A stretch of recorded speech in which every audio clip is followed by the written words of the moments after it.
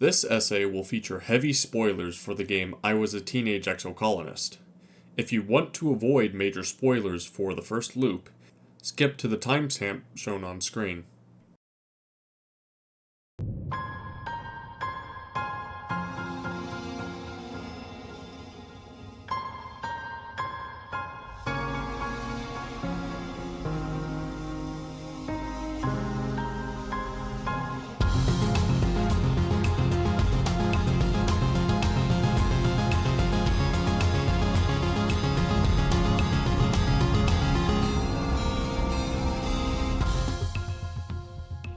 I was a child aboard the Stratospheric, a colony ship on a 20-year-long journey to a wormhole destined for the planet Vertuna 4. I never knew what Earth was like, as I was one of the few kids born among the stars, being born halfway through this journey. My entire world was this ship, and the people on it. There were several other kids my age on board, but I got along best with Tangent. We tried to get onto the bridge to talk to the resident AI congruence, but are turned away by the captain. Tangent used to be close to her brother Dice, before she transitioned, but they seem to have drifted apart, for what reason she refrains from saying. As I near my 10th birthday, we arrive at the wormhole, but it seems we failed to properly account for the amount of radiation emitted by the wormhole, and the ship loses control. As we lose power and the alarms blare, I pass out. I wake to a warm sunrise and solid ground, the first I have ever seen. The realization that we have arrived dawns on me, and I rush out to greet the new day. Tammy, a rather timid child, greets me and tells me that my dad is waiting for me. My father tells me that I have been asleep for a few days, then surprises me with a gift, as it is now my birthday. For some reason, I recognize my birthday gift, but I don't know from where. My father, being a critical part of the cultivators, tells me that one of the many things lost during the crash was hydroponics, but not to worry, both he and my mom, who is chief cultivator, are working on it. I thank him for the gift, hugging him. I leave my father, excited to see what school holds for me. A few months pass, and everything is going alright. While I am in the middle of a nap, Tammy wakes me to tell me that Antecedent is making a new candy, which is apparently made of cotton. She leaves as I return to my nap. While my dad and I play holo games later that night, my mom returns from the council meeting. She pushes past my dad and tells me that Tammy, who I had only seen a few short hours ago, is dead. She doesn't tell me how or why, just that she is, and it was an accident. When attending her funeral, I see her father, Tonin. His usual kind and happy demeanor is in pieces. Not too much later, her father would pass as well, killed by something while on an expedition outside. I caught a glimpse of his body as they unload it from a truck, before they cover it up.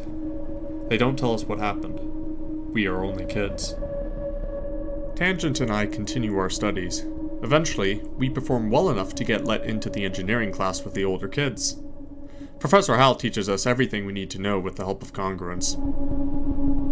Another glow season comes, with the emergency alarms once again going off. The adults do not tell us what is going on again, as we take shelter across the colony. I expect it to be fine, just like the last few years, but I receive word that there was an incident. Professor Hal is dead. Having been a major part of her life, Tangent doesn't take the news very well. I start studying with her, to make up for what Professor Hal hadn't gotten around to teaching us yet. The head of the laboratory's, Instance, is too busy to teach us, so Congruence fills in for Professor Hal. It isn't the same. My father tells me that things may be bad now, but they could be looking up. A new crop, pixie beans, is in development. The first domesticated crop from a new planet. Earth crops have been performing poorly on Martian soil, leading to a decline in food supplies. But this could help stabilize the colony's food supply. More time passes, and I start to mature, becoming a teenager. My body responds in kind. My mother helps me through the process. As the annual festival rolls around, my parents unveil the first harvest of pixie beans in its many forms. I eat until I'm full. During the pollen season, my dad starts acting weird. The pollen season had always been bad for him, leading to sneezing fits and bad allergies, but now he is compelled to go on walks outside the wall. I stop him, worried for his health. A few months later, I feel off. I chalk it up to teenage hormones. I start getting snappier, and the other children do as well. We start acting out more often, cause a few incidents, and get in trouble. Following this, most of us are sick for a week, unable to really move, laying in bed for the most part. A few days later, we found out it was the pixie bean's fault. The beans hyperbond with testosterone and estrogen, causing huge imbalances in hormones, leading to heightened emotions, causing periods of hypomania. We stopped cultivating the bean. This is devastating, as this was the cultivator's last-ditch attempt to shore up our food supplies. The colony has become heavily rationed, and my parents, feeling responsible, throw themselves into their work. Others come to work the fields, and things are looking rough, but there is hope. We still have to ration our food, but at least we won't starve. It's too much, though, and on our ways to the fields with my father, we find her. Attempting to make up for the lack of food, Mom had worked tirelessly to keep the crops alive, to feed us, and in the end, it killed her. By this point, I thought I would have gotten used to people around me dying, but I haven't. I provide what little comfort I can to my father before we get back to work. Then the glow came. The attacks on the colony during the glow had been bad, but no one expected it to get this bad. A large creature bursts through the wall and tears a hole in the side of the ship, exposing my hiding place with the children. An enemy, one of my friends, and Com, her brother, are dwarfed by the monster. I take the children and run, fending off smaller monsters as the others fight the giant tentacled monster. Eventually, the alarms stop, but not much is left. The monster had broken through the gate, torn up the ship, and ruined every field, crop, and growing facility we had. We are going to starve. Many died during the attack. Com died fighting the larger monster. His back was broken as he was tossed into a wall by one of the many tentacles. The governor was overwhelmed by smaller animals who had swarmed the ship. Many others who I did not know died as well. Not knowing what else to do, we start to rebuild. Little remains in the way of hope. My dad finds the medallion from my 10th birthday and gifts it to me again for this birthday, with some changes. Instead of the sun being carved in the medallion, it now depicts the wormhole that sits above us. For the next few months, we work. One day, while trying to salvage the fields, we hear it. A ship entering the atmosphere. It is much bigger than the stratospheric, but seems to suffer the same fate, resulting in a rather uncontrolled descent. At least the ship manages to land in one piece. The first thing we see emerge from the ship are guns. They are soldiers. I don't understand much in the way of politics or what is happening, but there are a few things I do understand.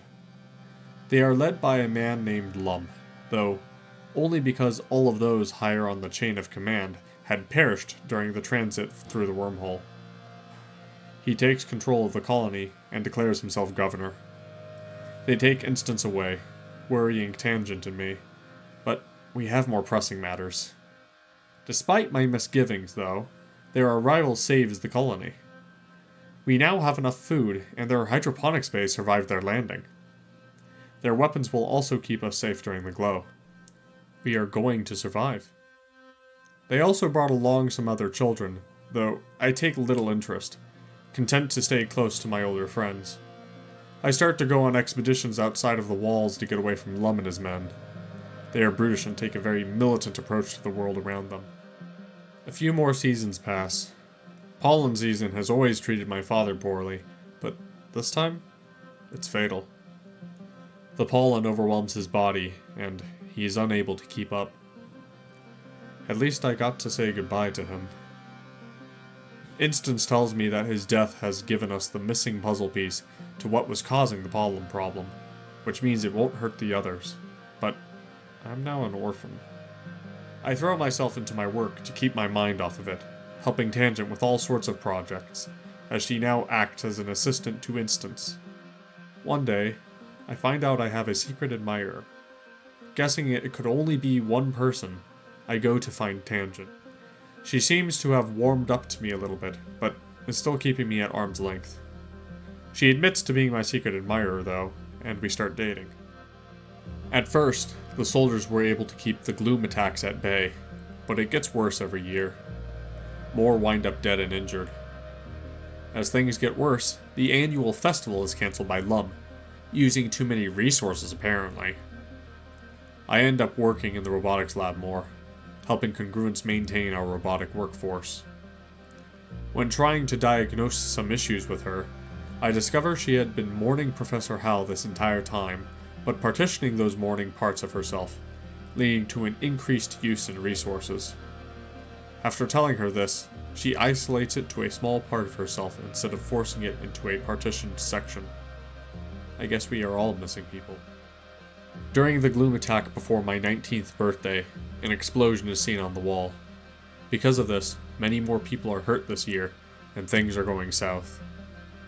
Governor Lum is getting desperate, but Tangent and I are more worried about her brother Dice, who has gone missing. A few months later, the result of that desperation is made known. A bioweapon, strong enough to annihilate every non-human entity on the face of the planet, has already been deployed.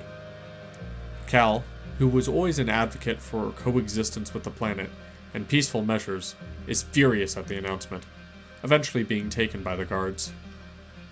I discovered that those responsible for the bioweapon were Instance and Tangent. Instance had done something so bad back on Earth that Lum was able to threaten her with the death penalty if she didn't develop the weapon, and Tangent, not wanting to lose her mother figure, helped her.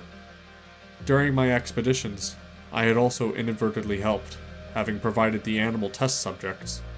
I confront Tangent, wrought with guilt over the development of the weapon. As the realization of what is going to happen to us sets in, we hear a gunshot. Cal lies dead. Another one of my friends to mourn. The deployment of the bioweapon marks the beginning of an era. We hunker down inside the ship while the virus does its work. Within the opening months of the confinement, Instance commits suicide from the guilt. Tangent doesn't fare much better, focusing on her work, growing more distant, and eventually leaving me. She would eventually work herself into an early grave. Lum's control grows during this time, though this leads to several riots that are heavily policed. When we eventually leave, everything is dead, with only the most resilient insects being left. We begin transforming the planet, introducing many of the plants brought from Earth to the soil, which now grow since they are no longer competing with the native fauna. As I enter my twilight years, the planet is so very different from when I originally landed. I had never known Earth, but I suspect that this was what it was like. We have our issues as a colony, though hopefully, with enough time, we can sort them out. I grow old, and eventually die. As my brain cells fizzle out one by one, I see a vision. An ancient version of myself stands before me. She speaks without moving her mouth, not in words, but in something like pictures. Despite this, I understand. Yikes, she says, simply. The weight of that one word rests heavily on my shoulders.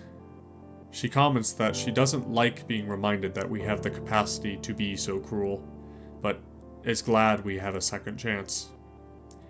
I tell her I could have done better.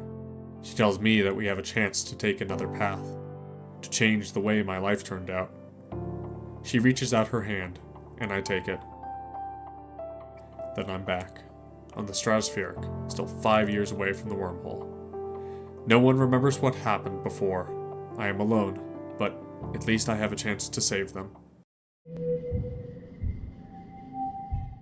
This was the experience of my first loop in I Was a Teenage Exocolonist. The reason this game stood out so much to me was that no other piece of media I have ever experienced managed to convey the total and encompassing existential dread inherent in a time loop. Outer Wilds came close, but its gameplay structure and story did not make me fear the loop as much. ReZero is a good example of a good time loop story, but but the mechanics of the loop are understood, and the person undergoing the loop is Subaru, not the reader, which is one of the inherent advantages that video games carry. With its nature as a video game enabling longer experiences, and the design of the game supporting the time loop, I Was a Teenage Exocolonist creates what I would consider to be one of the best pieces of media I have run across at conveying the overwhelming and terrible nature of time loops. So let's start from the beginning. I Was a Teenage Exocolonist is a card-collecting, visual novel, resource management, role-playing, life sim game with some well-written romance baked in. This game has a lot of moving parts, all of which come together into a surprisingly cohesive package. Though some of its parts may not mesh as well as others, I do not think I would change much, if anything, about the game. Starting with the visual novel aspect of the game might be best, as the writing is a rather fundamental pillar upon which this experience rests. The game is a rather dense and character-focused journey, which will have the player seeing only a small slice of what there is. In a single playthrough, I would expect the player to only see a portion of what could happen to the colony and most of a character's storyline. If I'm correct, it would take a minimum of 7 or 8 perfectly planned playthroughs to see most of the content available, with a few small story beats still missing. With the assistance of a guide, it took me roughly 17 full playthroughs or 60 hours to see my ideal ending. Repeated content is often what turned me away from visual novels and time loop games. The fact that the story is what motivated me to return again and again as I struggled to get the best possible ending, despite all of the repeated content, is truly impressive. Despite these repetitions, the writing continued to hold up and kept me engaged. Well, for the most part. As I found myself continually reading through repeated scenarios, I often discovered a new dimension to the writing due to my previous playthroughs. Some more common ones did lose their sheen over time, though minor variations in the dialogue did keep some old scenarios interesting. A rather pleasant setting that I discovered was the automatic ability to skip viewed content. I would recommend only turning this on after the second playthrough, if you are desperate to skip dialogue. I ended up turning it on around my 5th playthrough. Regardless, the fact that the story is able to keep my attention for that long, even over multiple loops, is a feat unto itself. The main method of navigation through the story is by choices made during the story segments. These choices are not the only factor at play, as what choices are available to the player and the difficulty associated with them is tied to the gameplay systems. The gameplay gives weight to the choices the player makes, giving a sense of difficulty and consequence to most actions. While exploring the world, the player is given a multitude of events and jobs to interact with, each taking a month to participate in. The game takes place over 10 years, with 13 months in a year, leaving the player with only 156 time slots, not counting the slots lost due to story events or mistakes. The player can choose activities in the colony to participate in each month. The resulting choices have a different effect on both the story and the player character's stats. Early on, the choices are limited, but they open up rather quickly to enable the player character to grow in different ways. The older the player character gets, the more advanced jobs that they can take on, and the faster they grow. The player character's skills also grow, with the skills being divided into 3 categories: physical, mental, and social skills, with several subcategories to create specializations. By participating in certain events, the player can increase the main character's skills in a subcategory. These stats can each provide bonuses at certain levels. Events often require the player to pass a skill check that features the main gameplay feature, a card game. The cards are actually representations of memories the player character has during that loop. As the player goes through the loop, different events and choices will leave the player character with different core memories that will stay with them until they end the loop, unless you forget something. There are 3 colors of suits, or cards, each corresponding to the 3 categories of skills. Each card has a number, with many coming with an effect. There are a rather large diversity of effects, ranging from the modification of other cards, self-modification, and status cards. Cards of a certain suit are often acquired by participating in events of that category. This incentivizes the player to plan out their strengths and weaknesses based on knowledge of prior loops, and interact with events in certain ways to get the right cards. When interacting with an event that involves the card game, the player will be given a number, which is usually determined by the difficulty of the event and the player's current skill level. The player must use their cards to reach that number or higher. Getting high enough over the original goal will result in some extra rewards, incentivizing the player to try and get the best combos. The player has to use 5 randomly drawn cards from their deck to pass this check. Cards that share the same suit or the same number work, but it is usually better to make a straight. If the player has the right cards, using raw numbers to pass this check also works. Items that the player acquires, either through exploring the world or purchasing them from the shop, can also affect the card game. Sometimes, the events will only involve one check, and other times it will be 3 checks back to back to back. The single check will have 5 card slots, and only 1 number to pass. When faced with a triple check, the player will first use 3 cards, draw again, use 4 cards, draw again, then use 5 cards to pass a much larger number than would be encountered on the single check. Passing an event will often yield more rewards and a certain outcome story-wise.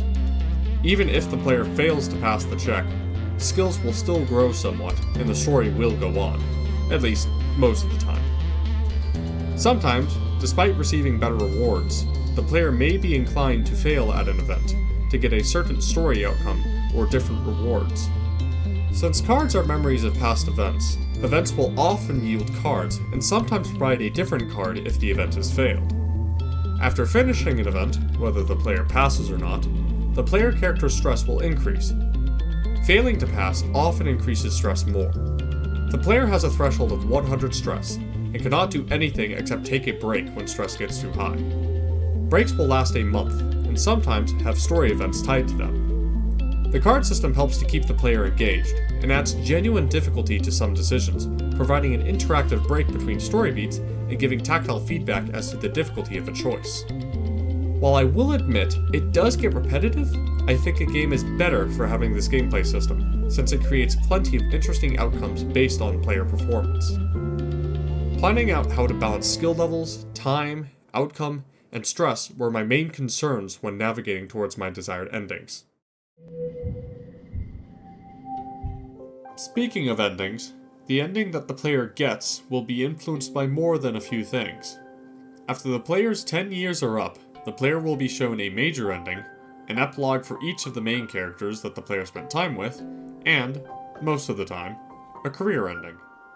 Some major endings will stop the player from receiving a career ending, but most of the time, the player will receive a career ending based on the job the player participated in the most. The major endings are dependent on factors that are present throughout the story, each being achieved in a specific way that the player will have to discover over several loops. The epilogues for each of the major characters will often inform the player what happened to them in the coming years, and, if the player pursued it, how the relationship went.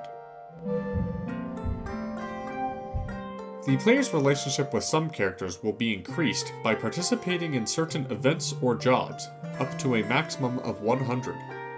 There are other supporting characters, like the player character's parents, the resident AI congruence, the school teacher Hal, and many others.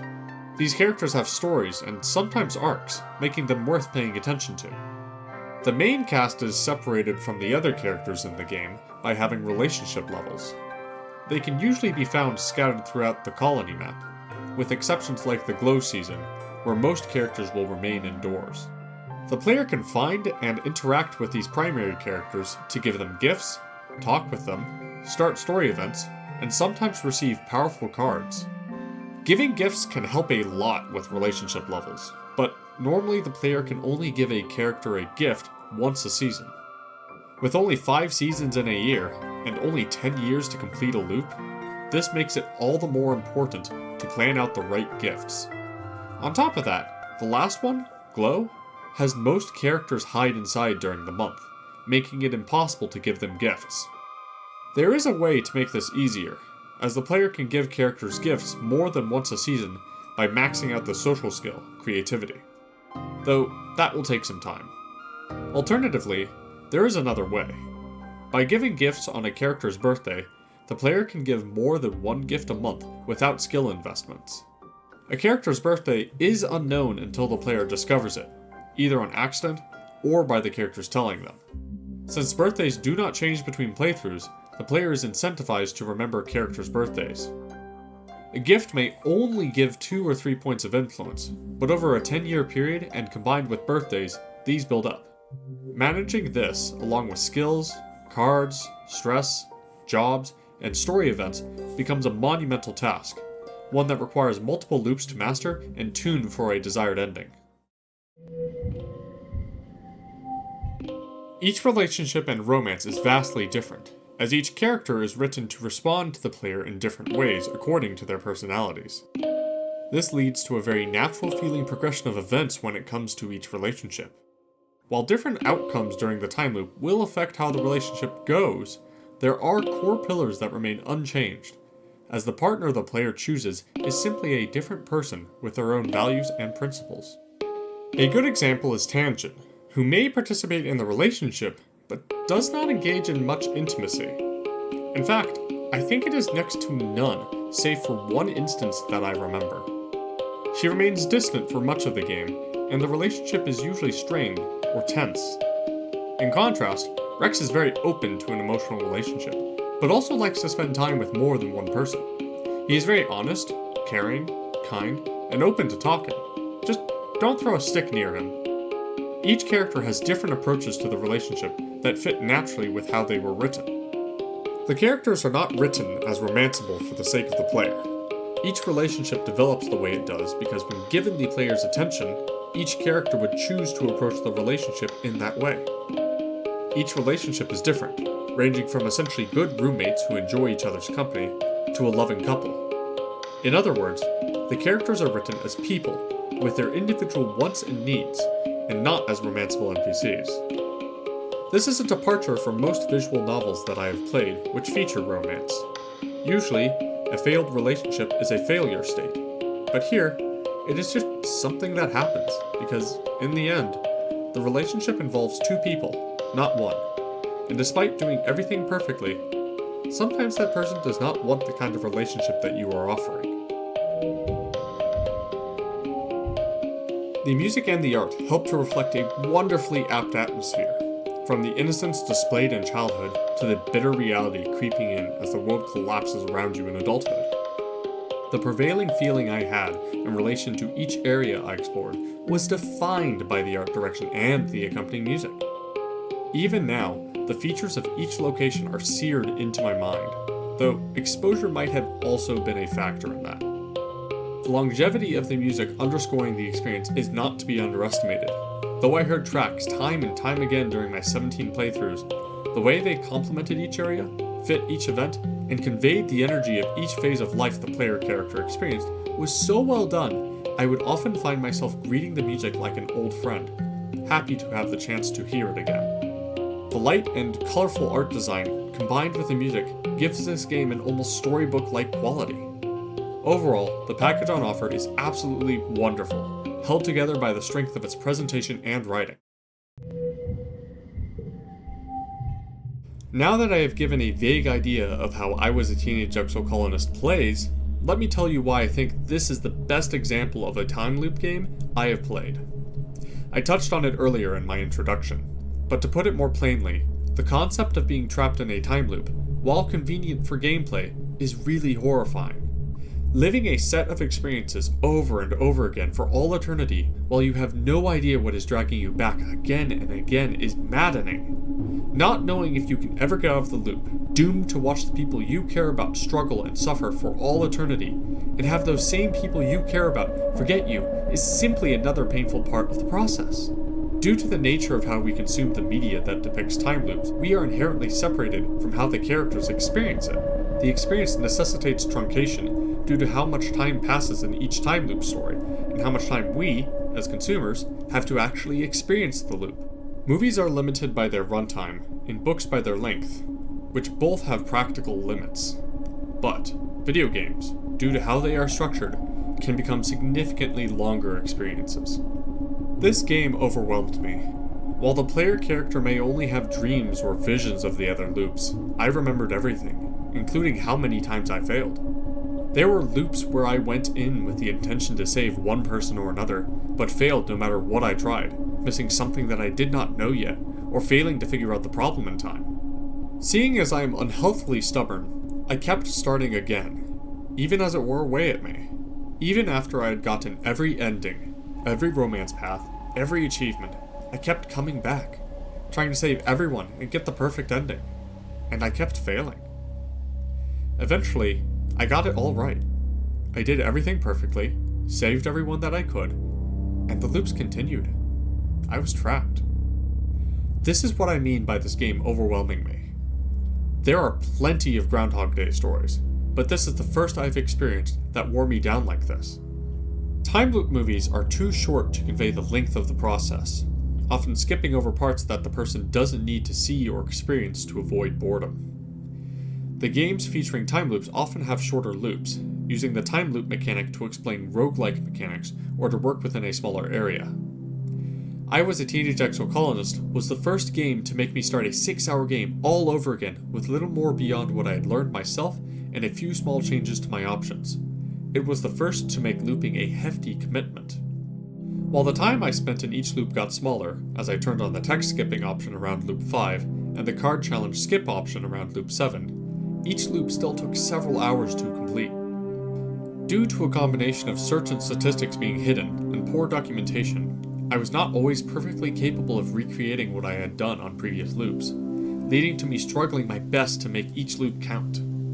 Throughout my playthrough, I failed the objective of my loops quite often, struggling to the end only to realize I left something out or spending hours relearning engineering just to discover I should have spent more time in the kitchen as my empathy is now too low to prevent catastrophe.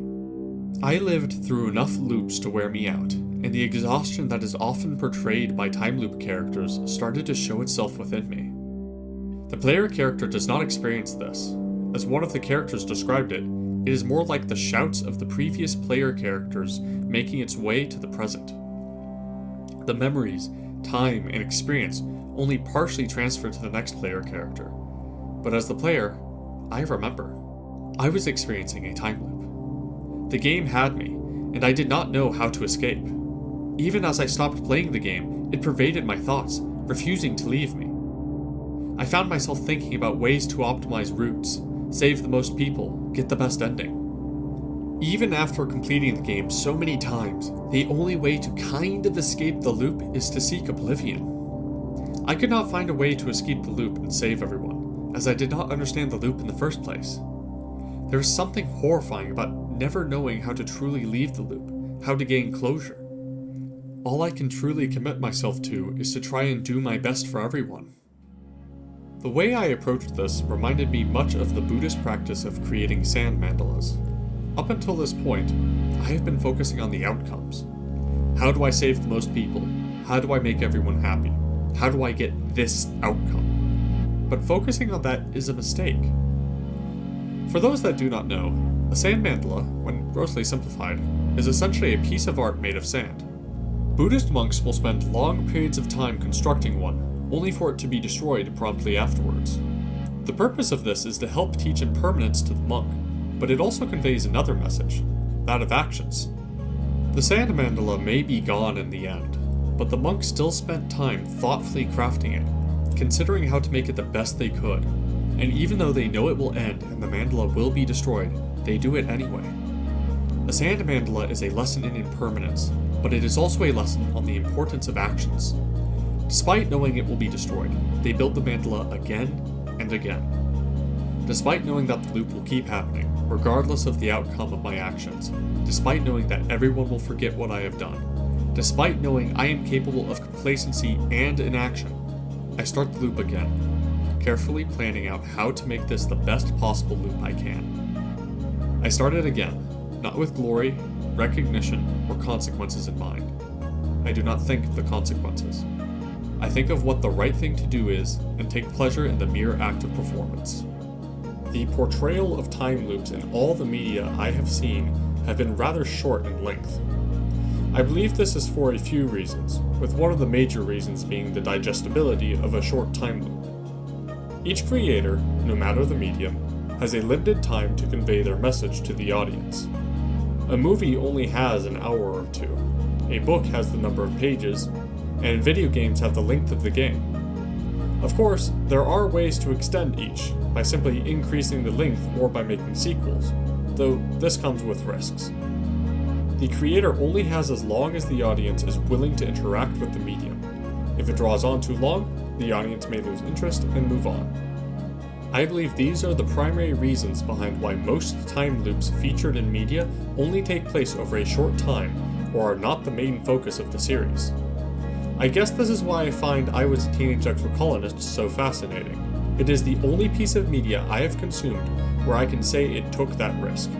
I spent an entire day playing through the first loop, losing characters and scraping through, only to discover all of that is now undone. My whole history, the time I spent with my friends, all the deaths, gone. Thanks to the time loop, I had a chance to fix it, but the exhaustion was there. What drew me back in was the care for the world and the people that inhabited it, but the fear of looping lingered at the back of my mind. It started growing with each passing month in the game. Was I going to have to time loop again? What if I didn't save them? How can I do this better? How can this loop be perfect? This has the major risk of losing players due to repetitions, especially in regards to the card system and the huge amount of time now required to see this task through. Intentionally or not, I believe that I Was a Teenage Exocolonist invoked a rather fascinating feeling within me, one that continues to pull me back into its world again and again, while making me carefully consider each of my choices. As cliche as it sounds, I only escaped the time loop because I started to focus on the experience itself, moving away from the outcomes to focus on the pleasure I took in the act of playing through each loop. In the end, I had trapped myself in my own existential fear of time loops, and only by focusing on the actions I took was I able to escape.